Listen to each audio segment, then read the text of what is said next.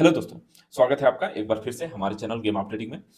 ये price action का चौथा लेक्चर है, जिसमें हम लोग सीख रहे हैं कैंडलस्टिक के बारे में। बेसिक से कैसे कैंडलस्टिक की साइकोलॉजी और कैसे कहाँ पर इसको इम्प्लीमेंट करना चाहिए और कब ये एग्जीक्यूट होता है, इन सब चीज़ों के बारे में हम लोग सीखेंगे बेसिक से और एडवांस लेवल तक। तो अभी तक आपने अगर चैनल को सब्सक्राइब नहीं किया है तो सब्सक्राइब करिए, और पिछला अगर 3 वीडियो आपने नहीं देखा है तो जाकर के प्लेलिस्ट में चेकआउट करिए और उसको देखने के बाद ही इस लेक्चर को देखिए। तो चलिए चलते हैं सीधे डेस्कटॉप पर और सीखते हैं। तो आपको दिख रहा होगा, दो कैंडल से बना हुआ एक बुलिश इंगल्फिंग पैटर्न दिख रहा होगा। ये पैटर्न बहुत इंपॉर्टेंट माना जाता है ऑप्शन ट्रेडिंग में। ठीक है, इसकी साइकोलॉजी क्या होती है और ये कैसे काम करता है, इसके बारे में जानते हैं और सीखते हैं। ठीक है, ये बियरिश कैंडल है जिसका ओपन यहां है और क्लोज कहां है, नीचे है। और ये है बुलिश कैंडल जो पूरी तरह से इसे इनगल्फ किया हुआ है, और ये ओपन होता है इससे नीचे और क्लोज कहां होता है, इससे ऊपर होता है। ठीक है, अगर आप नोट करना चाहें तो कर सकते हैं। ठीक है, पहली चीज, जो बियरिश कैंडल है वो छोटी होनी चाहिए कंपैरिजन टू बुलिश कैंडल। जो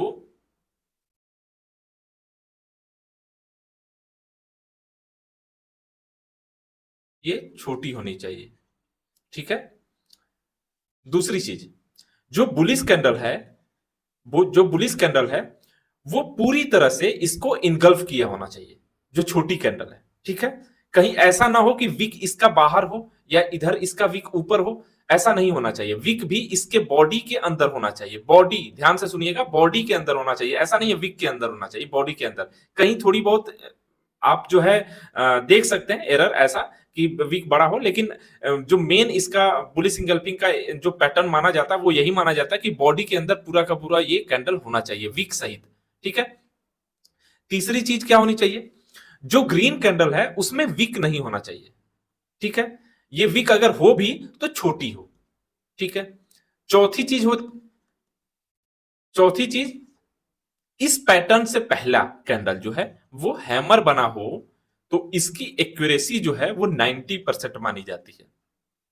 अगर इंगल्फिंग पैटर्न से पहले अगर हैमर बना हो तो इसकी एक्यूरेसी 90% मानी जाती है। ठीक है, ये की नोट है बुलिश इंगल्फिंग पैटर्न का। ठीक है, अब देखते हैं कि ये कैसे जो है ये ट्रेड इसमें कैसे लिया जाए। ठीक है, अब जैसे बात को समझिए, मार्केट है, मार्केट गिरता हुआ आ रहा है, यहां से सेलर्स का दबदबा है। अब दबदबा कैसे है इसको समझते हैं। यहां से एक बार भी मार्केट जो है अपने पुराने कैंडल के हाई को ब्रेक नहीं किया है। ठीक है, आप देख सकते हैं हर एक कैंडल में हाई जो है कि कोई भी कैंडल अपना पिछला कैंडल जो है ब्रेक नहीं किया है।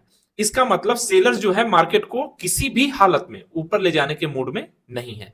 ठीक है, यहां नीचे मार्केट आता है, यहां पर बायर्स जो एंट्री लेते हैं और इसके विक के मतलब इसके हाई के ऊपर क्लोज करा देते हैं। ठीक है, मतलब यहां से एक चीज क्लियर हो जाती है कि यहां पर जो है हमारा बुलिश इंगल्फिंग पैटर्न बन चुका है और यहां से हम अपोजिट साइड में ट्रेड ले सकते हैं। ठीक है, तो यहां पर एंट्री कैसे लेंगे, एंट्री लेने का सबसे बढ़िया तरीका है, यहां एसएल यहां पर लगाएंगे हम, और ब्रेकआउट अगला कैंडल या उससे अगला कैंडल इसके हाई को जैसे ही ब्रेक करता है हमारी एंट्री पॉइंट होगी।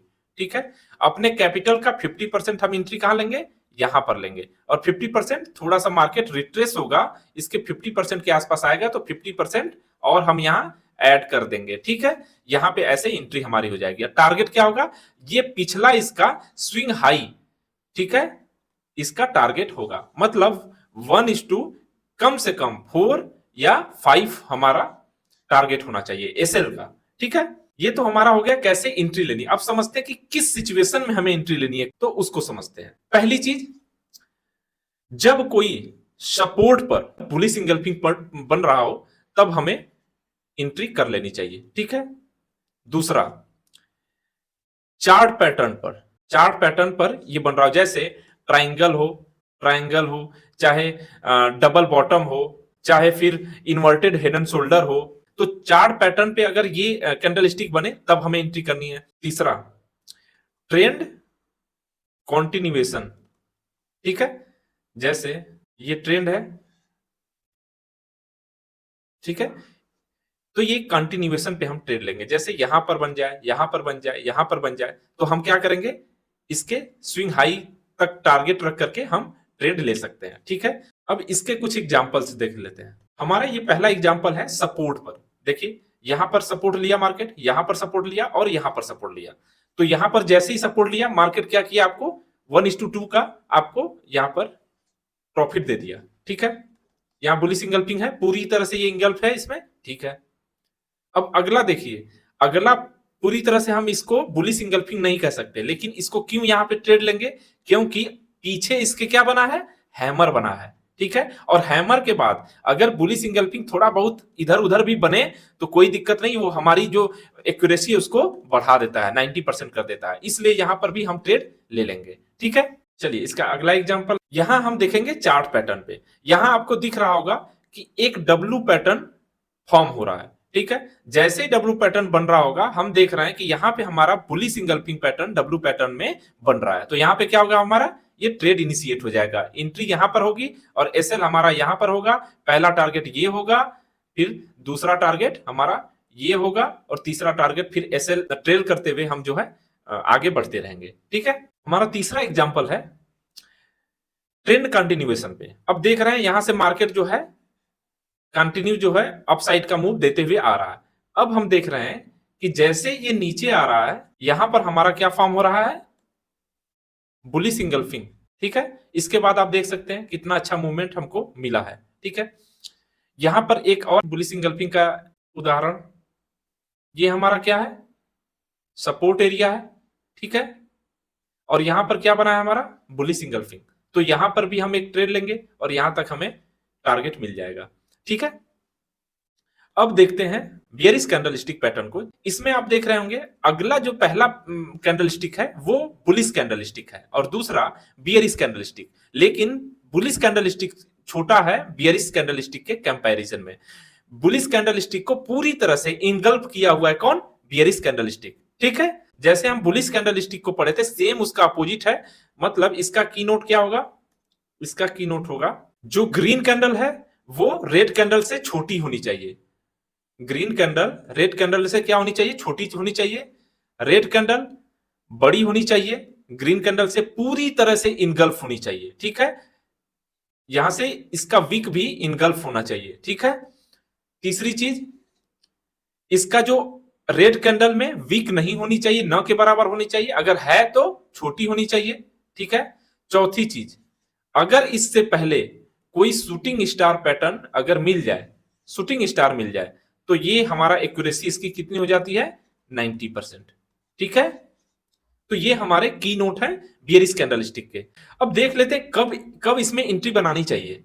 अब देख सकते हैं कि मार्केट जो है कंटिन्यू बुल रन में है। ठीक है, एक जगह आता है जहां पे बियरिश कैंडलस्टिक का फॉर्मेशन होता है। ठीक है, यहां पे देखिए पूरी तरह से इसके बॉडी में ये क्या है, इनगल्फ है। और यहां से क्या करेंगे हम, हमारा स्टॉप लॉस कहां होगा, इस रेड कैंडल के हाई पे हमारा स्टॉप लॉस होगा। एंट्री कहां होगी, जैसे ही हमारा रेड कैंडल को ये क्रॉस करेगा अगला कैंडल, हम यहाँ पे पुट बाई करेंगे।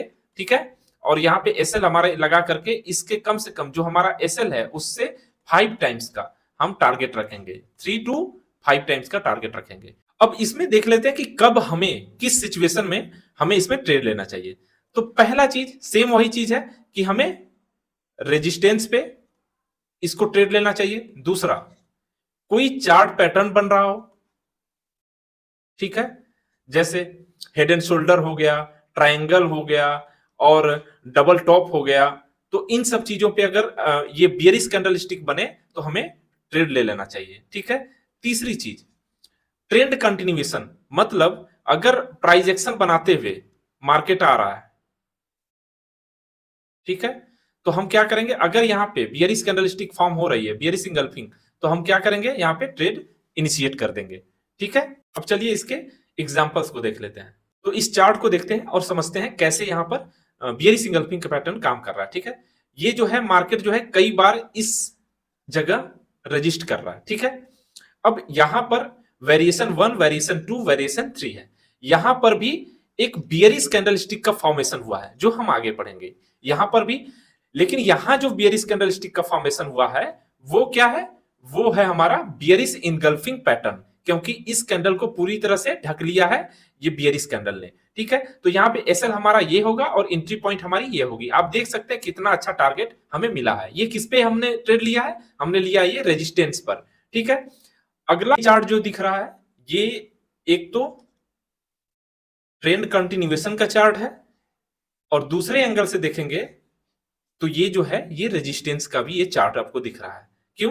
क्योंकि ये रेजिस्टेंस है और ये जो है प्राइस एक्शन का ट्रेंड कंटिन्यूएशन है। ठीक है, अब यहां पर दो चीजें ये कंफर्म कर रहा है, एक रेजिस्टेंस और एक प्राइस कंटिन्यूएशन का, तो ये और ज्यादा एक्यूरेसी हो जाएगी इस ट्रेड में। ठीक है, तो यहां पर आप देख सकते हैं कि यहां पर बियरिश इंगल्फिंग फॉर्म हुआ है, यहां पे हमारा एसएल हो जाएगा और यहां पे हमारी एंट्री हो जाएगी और हमारा टारगेट कितना हो जाएगा? पहला ये टारगेट होगा, दूसरा इसी के आगे हम एसएल को ट्रेल करते हुए आगे चलते जाएंगे। तो आज हमने बुलिश इंगल्फिंग और बियरिश इंगल्फिंग को पढ़ा। आप इसको बैक टेस्ट जाकर के घर पर बैक टेस्ट करिए, चार्ट पर 2 घंटा 3 घंटा सर्च करिए कि कहां पर बियरिश इंगल्फिंग बना है और किस सिचुएशन में बना है और कब कब कितनी एक्यूरेसी रही है, तब जाकर के ये हैबिट में आएगा और एक अच्छा खासा आपको प्रॉफिट दे सकता है। ठीक है, बिना प्रैक्टिस के कोई भी चीजें आपके सबकॉन्शियस माइंड में ऐड नहीं होंगी। ठीक है, तो practice makes a man perfect, उसको आप करते रहिए, तभी चीजें जो है काम करेंगी। आज के लिए इतना ही, बाकी मिलते हैं नेक्स्ट वीडियो में। धन्यवाद।